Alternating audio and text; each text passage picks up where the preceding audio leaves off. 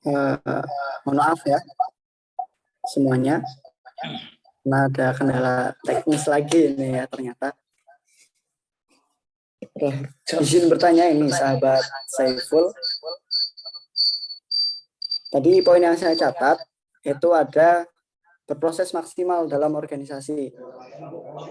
Nah, ketika mahasiswa ikut dalam organisasi, namun karena kegiatan mahasiswa itu dibatasi, sehingga para mahasiswa itu tidak bisa melakukan kegiatan atau tidak bisa berproses maksimal dalam organisasi yang dia ikuti. Nah, untuk mahasiswa itu bisa sadar peran dan kontribusi dengan kegiatan yang online, itu bagaimana, sahabat Saiful?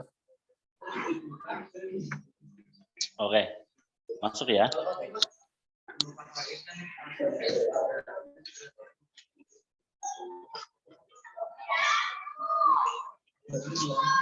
Sudah ini? Masuk belum suaranya? Masuk, sahabat. Masuk. Kalau melihat sejarah tempo dulu, itu justru satu gagasan atau satu ide itu justru diinisiasi oleh segelintir orang, bukan oleh banyak orang. Proses berdirinya Budi Utomo menurut sejarah itu diinisiasi hanya oleh orang-orang tertentu atau sedikit orang sing cara bahasane kuwi jagongan, medang, udut, tapi memunculkan satu ide, satu gagasan. Artinya bahwa forum-forum kecil itu dalam sejarah itu sudah dibuktikan bahwa hari ini munculnya satu pendidikan, yayasan pendidikan, institut, dan sebagainya, lembaga-lembaga pendidikan itu awalnya adalah diinisiasi oleh segelintir orang, oleh beberapa orang, yang forumnya adalah forum kecil. Artinya wong 5, wong 6 jagongan itu cukup. Orang kemudian kudu wong 10, wong 20, 30 atau bahkan lebih untuk melakukan satu kajian atau diskusi. Menurut saya justru lebih efektif hanya beberapa orang saja. Ya katakanlah wong 5, wong 10 itu cukup. Selama ini ya catatannya adalah selama mereka punya pengetahuan yang didiskusikan. Kasusnya begini, kasus-kasus yang sering terjadi di beberapa aktivis, baik itu PMI atau yang lain itu adalah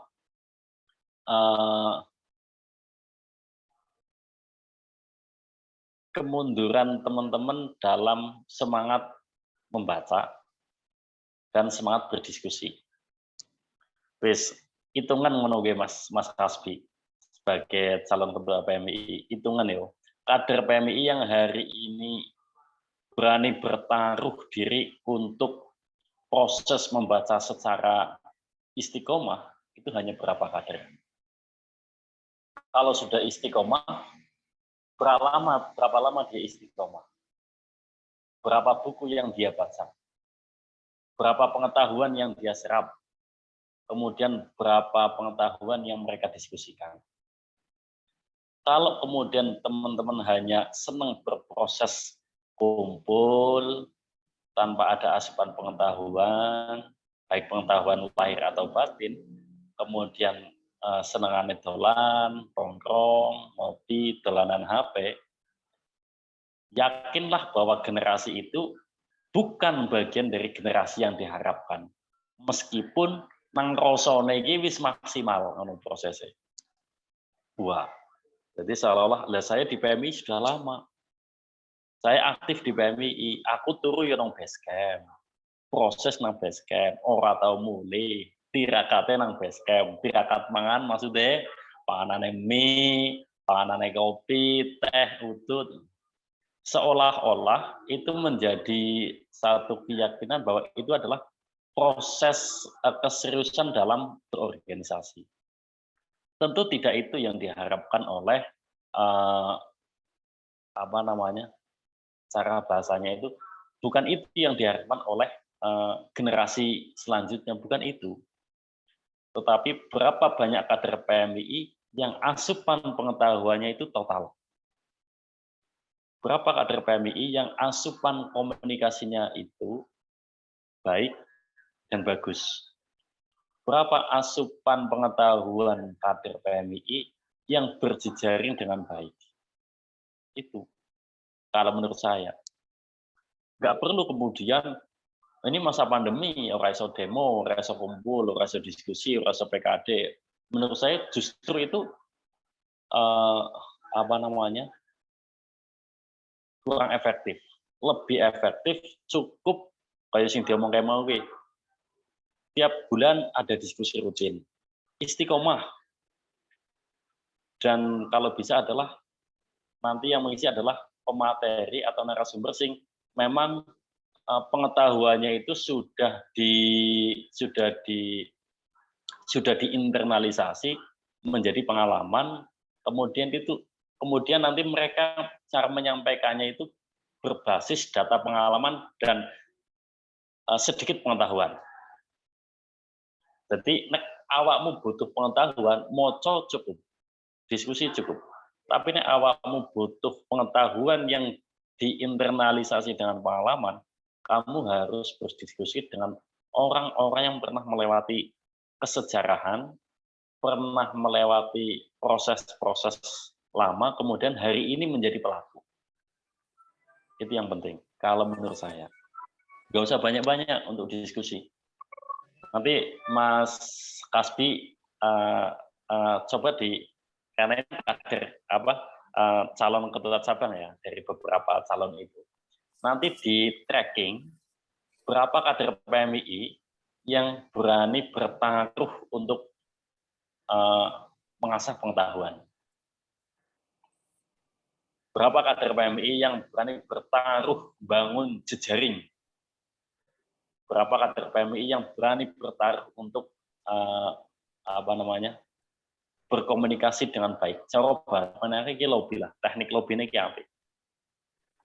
Itu harus harus diidentifikasi dengan baik. Orang kemudian nanti enggak kemudian nanti yang lolos dari 50 kepengurusan atau 200 kader itu nanti yang lolos 50, enggak perlu. Cukup 10 atau 5 kader, tetapi dari 5 kader yang atas itu nanti mampu geret konco-konco sing stagnan. Mungkin itu. Oke, terima kasih sahabat Saiful. Berarti ini teoritis dan empiris itu penting ya Bung ya? Katanya guru pengalaman itu guru terbaik itu katanya pengalaman. Kalau saya kalau disuruh ngomong pengetahuan saya udah banyak yang lupa. Diminta untuk ngomong sejarah saya itu banyak yang lupa. Silahkan dari peserta apabila ada yang ingin ditanyakan pada narasumber. Takon orang butuh. Assalamualaikum. Apakah saya boleh bertanya, Pak? Boleh, Bos. Pertanyaan saya begini untuk Bapak Saiful Anwar. Bagaimana sih caranya menemukan sebuah momentum bagi mahasiswa yang tidak pernah sama sekali mengikuti organisasi apapun di kampus untuk nantinya eksis di masyarakat? Begitu, Pak. Oke. Iya. Kayak cita-citanya linear banget sih ya sing ngono-ngono kuwi. Ya koncoku ya akeh juga yang begitu. Jadi dari sekian puluh kader PMI dulu yang waktu itu eksis bareng sama saya di organisasi kepengurusan, itu paling yang kemudian hari ini ikut dalam satu proses kebijakan itu ya paling hanya sekitar 5 atau 6. Sisanya itu ya linear. Apa cita-citamu ke depan jadi guru?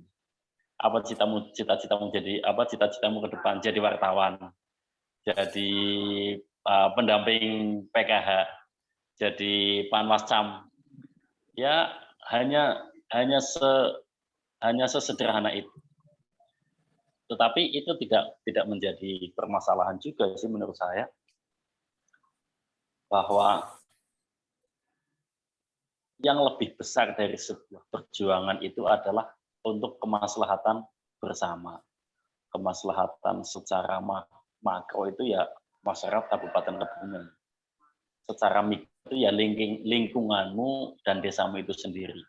Bagaimana kamu itu mampu memberikan satu nilai-nilai pengetahuan yang terbaik untuk satu kemaslahatan atau kebaikan di lingkunganmu. Itu cukup. Jadi ini kan pengetahuan berbasis kebangsaan. Jadi nanggonmu, kamu yang bertanggung jawab terhadap satu nilai-nilai ideologi Pancasila agar itu tetap utuh, tidak goyang. Nilai-nilai kebangsaan, nilai-nilai ke-NU-an, nilai-nilai ke-Muhammadiyah-an, atau nilai-nilai yang lain. Itu kamu itu yang bagian dari orang yang bertanggung jawab. Karena apa? Karena kamu itu adalah orang yang terdidik. Dan bagi teman-teman yang, loh saya tidak merasa bertanggung jawab meskipun saya orang terdidik, ya tidak masalah. Karena orang-orang yang mau bertanggung jawab itu hanya orang-orang pilihan. Tidak semua orang itu mau untuk jadi bagian dari yang bertanggung jawab. Nah, kamu itu bertanggung jawab di lingkunganmu, entah lingkungan sekolah, entah lingkungan di desamu, atau lingkungan yang lain. Kamu itu ikut bertanggung jawab terhadap status sosial itu. Ya minimal ya walaupun orang melu nang organisasi ya bagian dari supporting. KPKP nek arep dadi pemain ya ora iso. Kudu ana sing dadi striker, ana sing dadi back, ana sing dadi kiper, ana sing dadi pelatih. Ada juga yang jadi pemain cadangan. Ada juga penonton. Ada juga wasit. Ada juga sing jagani warung. Ono juga sing dadi bakulan, ono juga sing dadi bakul karcis, ono juga sing jago parkiran. Artinya ini satu kesatuan yang harusnya ideologinya sama untuk mensukseskan satu acara pertandingan bola. Kan itu. Nggak bisa semuanya harus jadi pemain. Terus sing arep dodol kopi sapa, Bos? Terus sing arep dadi penonton sapa? Sing arep bakuli karcis ki sapa? Sing arep dadi wasit sapa? Kalau semua harus jadi pemain. Tapi antara pemain dengan bakul kopi, pemain dengan bakul karcis itu ideologinya sama. Bagaimana caranya mensukseskan kegiatan pertandingan bola ini sampai akhir. Kewajibanmu pun sama. Bagaimana mensukseskan, mensejahterakan, memberikan pemahaman pengetahuan, dan menjaga nilai-nilai ideologi yang baik di lingkunganmu, di desamu, di kabupatenmu, di orang-orang yang seusiamu, katakanlah begitu.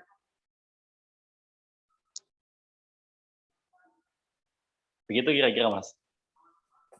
Oh iya Pak, terima kasih Pak.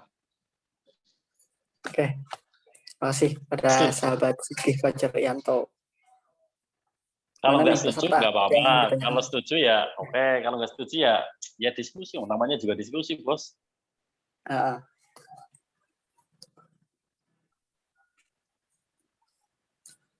Dari peserta ada yang ingin ditanyakan lagi?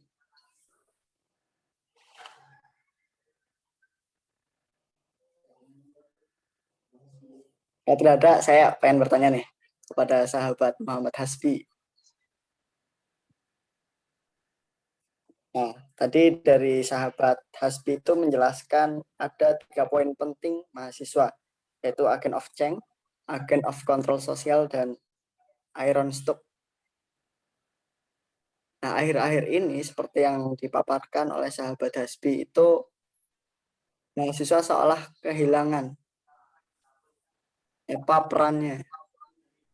Bahkan mereka tidak tahu dengan predikat mahanya itu mereka harus apa. Nah, untuk kembali menyadarkan mahasiswa bahwa label maha itu penting. Label maha itu perannya besar. Itu bagaimana, Bung? Sahabat SB, monggo. Ya, cek. Ya, masuk.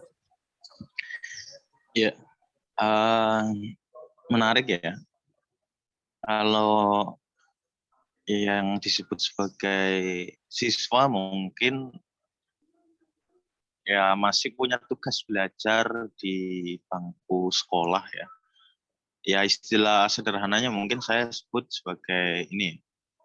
Ya dia berangkat, terus kemudian masuk kelas, terus kemudian mendengarkan guru ya kan, atau belajar di dalam kelas, terus kemudian ya kalau ada ujian ya atau ulangan ya mereka mengerjakan, terus kemudian dapat nilai ya kan, terus kemudian pulang. Atau di akhir-akhir semester mereka kemudian ya ambil rapot lah istilahnya. Dan itu kemudian menjadi rutinitas yang ya biasa lah atau istilahnya normatif lah bagi siswa ya. Dan saya kemudian ketika berbicara istilah mahasiswa itu kemudian menjadi berbeda sebenarnya. Maha ya, predikat maha itu kemudian tersematkan yang tadinya hanya sekedar siswa ya atau yang belajar seperti tadi ya, berangkat, masuk kelas, terus kemudian ada ulangan dikerjakan, mendengarkan guru, terus kemudian pulang. Ya. Itu kemudian harus ketambahan maha. Artinya adalah saya berpikir ada muatan teknis atau muatan pengetahuan lain di situ selain yang harus berangkat, terus kemudian masuk, ya kan, terus kemudian belajar, mendengarkan guru dan pulang. Ada muatan pengetahuan lain di situ atau ada tanggung jawab lain. Nah, tanggung jawab yang lain itu atau celah itu adalah yang saya sebutkan tadi, yaitu agent of change, agent of control, dan iron stock. Artinya adalah seperti tadi yang sempat disampaikan sama Mas Saiful ya, Kang Saiful. Jadi pengalaman itu adalah menjadi guru yang terbaik. Artinya adalah ada guru lain yang harus dikejar selain guru di dalam kelas. Ketika kita hanya di mahasiswa ya, kita hanya berpikir bahwa satu-satunya sumber pengetahuan itu adalah dosen ya. Itu saya pikir ya kurang tepat lah, kurang tepat. Karena sumber pengetahuan lain itu banyak. Dan bahkan kita bisa langsung mengambil sumber dari segala sumbernya, yaitu buku. Dosen pun saya pikir mereka juga literaturnya dari buku. Mereka pengetahuan juga dari buku. Tapi kemudian ditambahkan dengan basis pengalaman. Jadi kita boleh saja kemudian mengambil langsung dari referensinya atau langsung dari buku. Dan bahkan kalau bisa mahasiswa ya bukunya lebih banyak daripada dosen kan. Dan kemudian karya-karya ilmiahnya, karya-karya akademiknya itu bahkan kalau bisa lebih banyak. Sehingga kemudian istilah maha itu ya tidak salah kemudian disematkan kepada kita. Terus kemudian kalau aspek tadi ya celah itu atau lapangan itu ya kita harus keluar. Kita nggak selamanya kemudian harus di dalam kelas ya, harus di dalam kelas perkuliahan. Kita harus keluar mencari sumber-sumber pengetahuan lain yang memang berdasar dari pengalaman. Seperti tadi yang sempat disampaikan sama Mas Saiful ya, bahwa antara pengalaman dan teori atau antara teori dengan pengalaman itu harus dipadukan. Ketika kita hanya bersandar kepada teori, kita mungkin akan menjadi ya istilah saya mungkin ya kita tekstualis lah istilahnya. Kita menjadi orang yang mudah kalau istilah lainnya itu ya kita kalau hanya pinter pengetahuan ya bukan dari pengalaman kita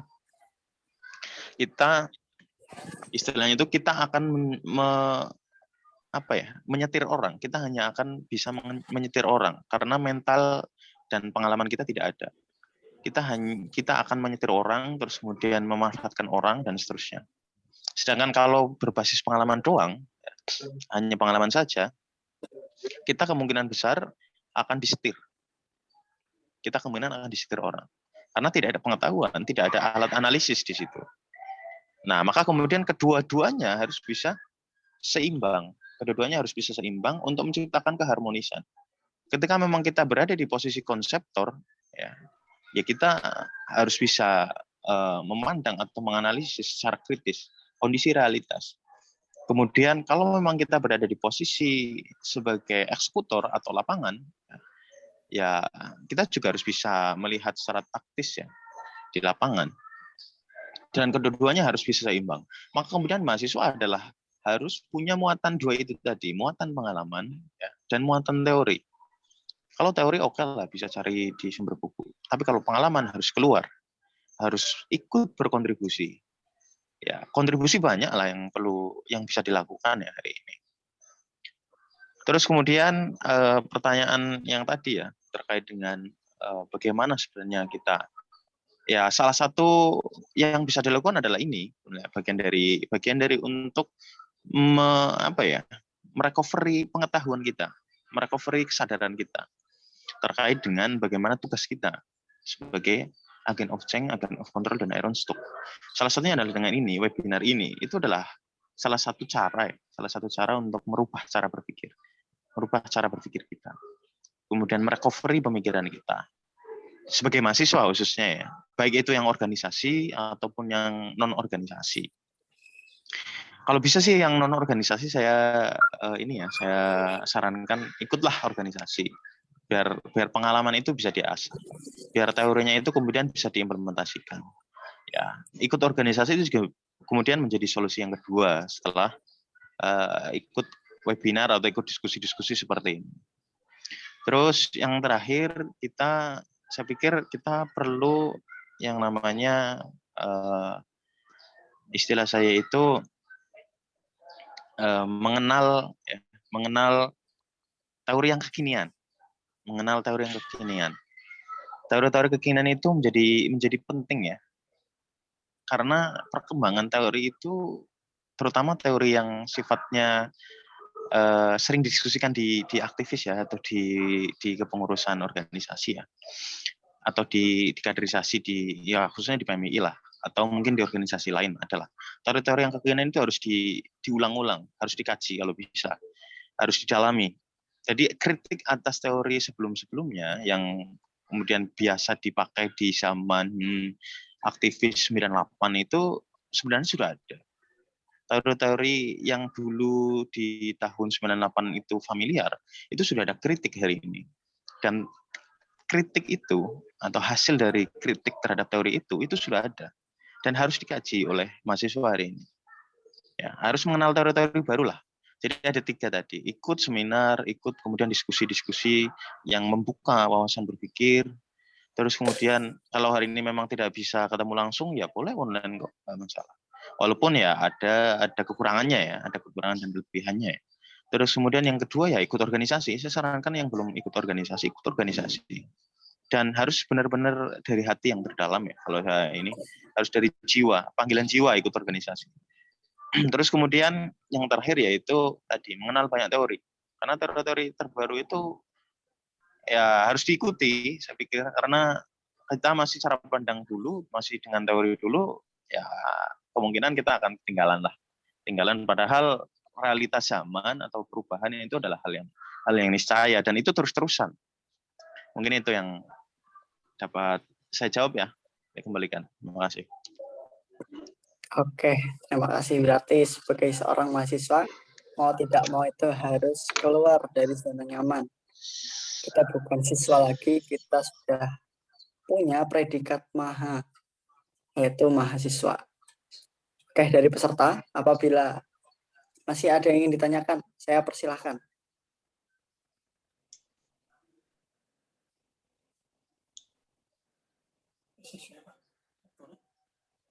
Tidak ada. Oke. Sebelum webinar ini kita tutup, saya meminta sebagai host dari narasumber silahkan memberikan closing statement-nya untuk acara hari ini. Monggo dari sahabat Saiful terlebih dahulu. Oke, terima kasih. Ini closing statement apa ya? Ya, di acara perdana diskusi virtualnya Kebumentor ini mudah-mudahan nanti bisa dilanjutkan di forum diskusi yang lain, di tempat yang lain, atau secara offline. Mungkin nanti yang bertanggung jawab Mas Hasbi ya, yang mencari referensinya itu dari mana. Tetapi bahwa ada satu pepatah yang menyatakan banyak orang mempunyai kecerdasan intelektual, tapi sangat sedikit orang yang mempunyai kecerdasan sosial. Yang perlu dicatat bagi teman-teman. Banyak orang yang mempunyai kecerdasan intelektual, tapi sedikit orang yang mempunyai kecerdasan sosial. Mudah-mudahan ini bisa menjadi pemicu semangat bagi kita semua. Terima kasih. Oke, terima kasih kepada sahabat Saiful sudah memberikan closing statement-nya. Luar biasa sekali. Kemudian silahkan pada sahabat Hasbi untuk memberikan closing statement pada acara yang hari ini. Ya, cek. Terima kasih. Terima kasih sekali lagi nih Mas Saiful ya, senior saya yang luar biasa. Ya, saya harus sering-sering ketemu beliau ini biar ada pencerahan. Ketemu gawa kopi kan udut. Siap. Oke, terkait dengan closing statement ya, karena jurusan saya adalah pendidikan, saya mengutip apa yang pernah disampaikan oleh ya filosof ya, Sokrates. Sokrates pernah menyampaikan bahwasanya pendidikan adalah menyalakan api, bukan mengisi bejana kosong. Pendidikan adalah menyalakan api, bukan mengisi bejana kosong. Artinya adalah ya webinar kali ini atau diskusi-diskusi atau ya yang berada di kelas itu sebenarnya adalah untuk menyalakan api semangat semua sahabat-sahabat, semua peserta atau orang lain ya, untuk kemudian bisa terpacu, tersulut, terbakar, menggali dan mendalami pengetahuan-pengetahuan lain. Ya. Sehingga kemudian puzzle pengetahuannya itu menjadi komprehensif atau lengkap. Kalau orang lain diposisikan sebagai bejana kosong, ya mereka ya diibaratkan sebagai istilahnya ya robot ya, atau istilahnya ya benda ya. Jadi karena memantik atau menyalakan api itu artinya adalah kita menganggap mereka sebagai manusia. Jadi sahabat-sahabat yang berada dimanapun ya, ya prinsip ini menjadi penting ya. Pendidikan adalah menyalakan api. Sebenarnya pendidikan itu bisa diubah ya, bisa kemudian diskusi, bisa webinar dan seterusnya. Semua itu atau di dalam kelas ya, semua itu bukan pengetahuan yang absolut, bukan pengetahuan yang harus kita terima mentah-mentah. Ada kemudian harus dikritisi, ada yang kemudian harus didalami ulang dan seterusnya. Ya, terakhir ingat, pendidikan adalah menyalakan api, dan jangan lupa kemampuan komunikasi yang baik tanpa diiringi dan diimbangi dengan kekayaan informasi akan basi. Ya, terima kasih. Oke, terima kasih kepada sahabat Hasbi yang sudah memberikan closing statement-nya ya. Luar biasa dua narasumber kita pada siang hari ini, pada webinar kali ini. Ya, ini adalah webinar perdana, webinar pertama dari Kebumental yang nantinya akan berkelanjutan setiap 1 bulan sekali dengan mengangkat tema yang berbeda-beda dengan narasumber yang luar biasa. Oke, dari saya sebagai host mengucapkan banyak terima kasih kepada narasumber dan kepada peserta yang sudah mengikuti acara webinar hari ini. Dari saya kurang lebih mohon maaf. Wallahul muwaffiq ila aqwamit thoriq. Wassalamualaikum warahmatullahi wabarakatuh. Waalaikumsalam warahmatullahi wabarakatuh.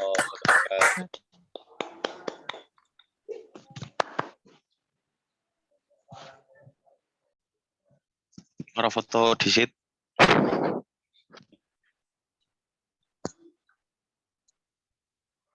Konferensinya kapan, Mas Hasbi? Oh, Tanggal 19 insya Allah.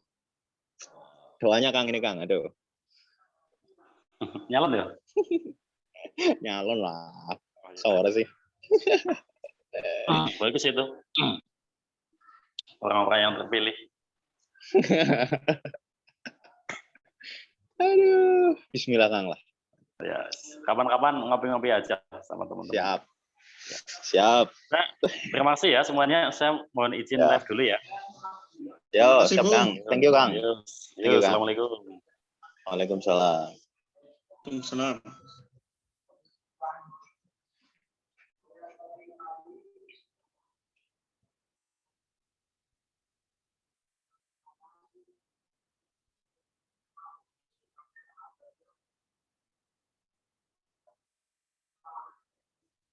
Mohon izin live ya.